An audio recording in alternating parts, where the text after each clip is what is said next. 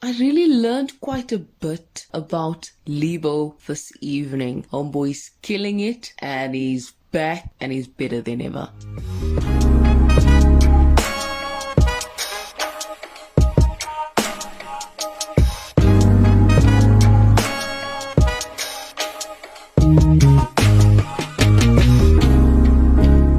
I'm gonna say it again. I really don't know what it is about this season of Big Brother, but the Big Brother housemates are just doing and looking even better than ever before. And they're just getting the right amount of attention.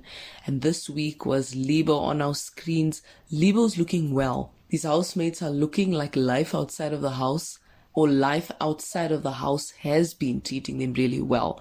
I mean, I learned quite a bit about Libo, which I'm grateful for, because I'm just like, if I'm going to see you outside of the house, I want to kind of learn a bit of information that I wasn't privy to while you were on Big Brother. Unless I just wasn't there, maybe when you were speaking about these things in the house, as in I wasn't having the TV on at the time. So I liked when Saul started off with Libo's upbringing.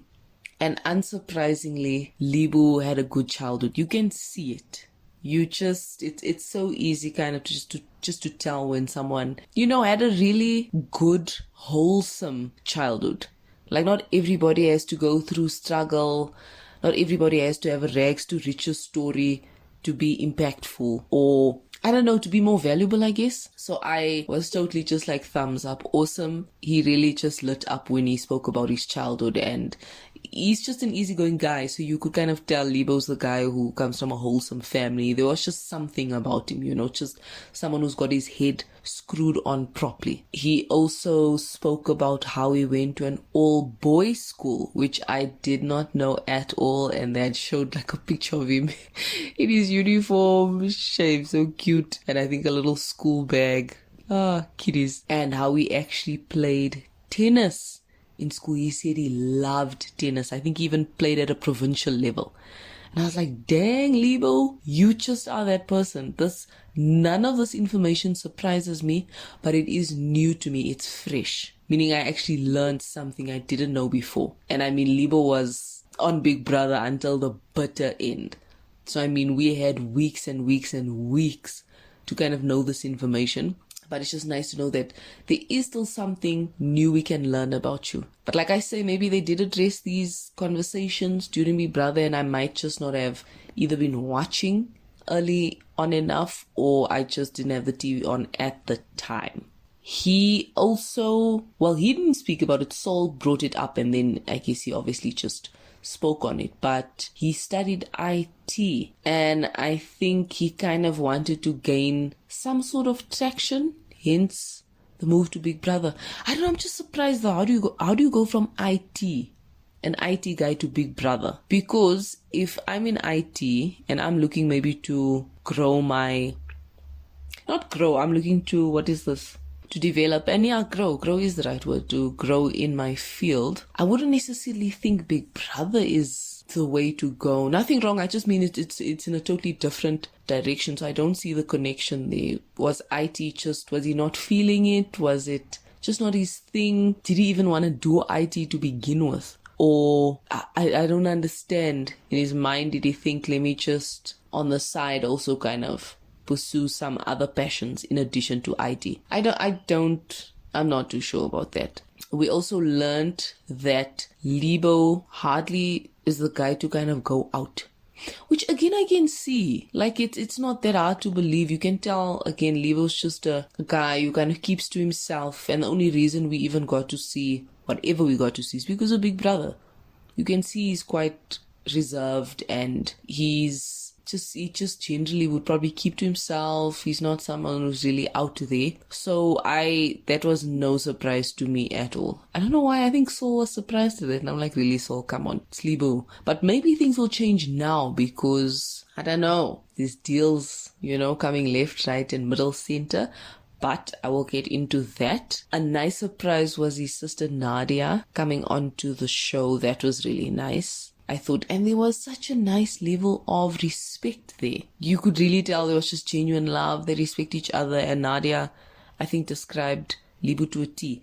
And what was really touching for me was when she said they, as a family, were kind of worried in the sense that knowing the type of guy Libo is, he's not like some sort of vindictive or blase type of guy. So watching their relative go on TV and, they wouldn't want him to be like a victim of, the game, per se, the Big Brother game. So I thought that was sweet because that would be any family's reaction to, no, we don't want to see our child on TV where they could possibly, someone could be nasty towards them. No one wants to witness that and have your family member on TV and them not know how to react because, they're just a sweet, genuine person. So that was really sweet and heartfelt. This surprised me to the core. He actually at some point considered being an exotic dancer. I think this was obviously long before Big Brother.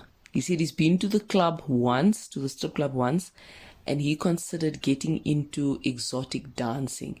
And I was like, Libo, I did not see that one coming at all. And Saul probed and was like, why didn't you? And he said he thought about family and, that sort of thing. And I think he got cold feet. And again, I can see that it just doesn't seem like Libo's character. He doesn't seem like someone who would necessarily go into that type of thing. So I could see that. I think that just shocked me though, an exotic dancer that came out of nowhere.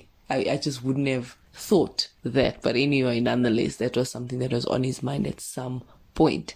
And then I said I'm going to get to deals coming in left, right, and center, for these housemates. And maybe Libo might need to start being out in these streets, even though he's an introvert and doesn't really like the nightlife and social life. But he seems to be quite booked and busy as far as David Tlali is concerned anyway. So it was interesting to learn that David Tlali personally hit Libo up and was like, I need to kind of meet with you. And I think just to thank him for letting David Tlali's attire or his brand trend, because initially the housemates were, not all of them, but were sponsored with some David Tlali clothes and they looked quite dapper, obviously the gents, and Libo somehow just blew up from there. I think people had really positive responses and just felt like Libo looked so good in the clothing and he models this really well, and he also had this confidence that was just oozing out of him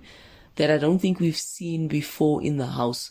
So I think that was empowering, and I think when David Tlali kind of saw that, it just made sense because he wore David Tlali. The brand didn't overpower him. So I think it was nice to kind of see that he's not overwhelmed by such a big powerhouse in the local fashion industry. So David Tlali just reaching out to him personally, that was really nice, and meeting up with him, so I've got no doubt that Libo's got a bright future ahead of him if he just grabs these opportunities. And in any case, he says he thought of modeling. That was also something that was on his mind, to actually go into modeling. And he also said acting is another thing he's been wanting to go into. Also something I never knew. Don't know if he mentioned it on the show. And of course, fitness. That's the guy we know Libo to be. That's something we know to be one of his number one passions, is fitness. And I think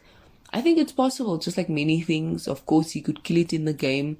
He's kind of proven to be that type of person on the show. Fitness above everything. And I think, at least he's kind of been building this portfolio without him even realizing, by being someone who's been in the gym even before Big Brother. And now people getting to see that side. It's very possible. And, life has got so many opportunities now that you could take your brand just to any level. Gone are the days where it's just like, I'm a fitness trainer. No, you can literally build this huge brand around your fitness training. So I think the sky is the limit. People just got to be dedicated. And I think also maybe just try and stick to one thing at a time.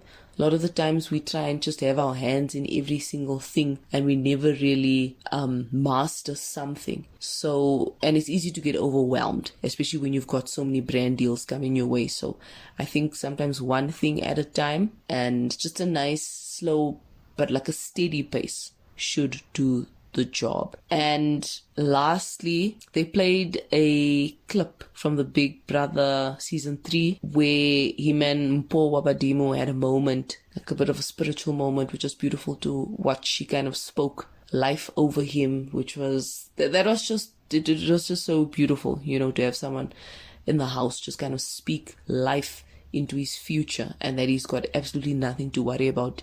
His life is sorted, and it really seems to be that way, that he's well on his way to just soaring, to flying high, to success, to so many things. And I wish that actually for all the housemates, to be honest, regardless of what that success may look like, it doesn't have to be public success, but just as long as it's success in one form or another. And Libo had actually mentioned his calling. We've known that in the house, that he's got a calling too, but he did specify and say that he found out about his calling 2 years ago. So that's quite recent. So it would also be interesting to see the direction of his journey, his spiritual journey, since it's still something very, very new. But overall, I've got to say, this was a really, really good SesFikile episode, in the sense that I really learned a lot about Libo. Didn't expect to, that's the thing, but I really learned a lot about him. And I think he's just like some of the other housemates. I think I might have said it to Sister Mara, that just consistent in who they are. It's really just the same. Who you saw on TV just genuinely is who you're getting now, and I hope that they can grow more into themselves.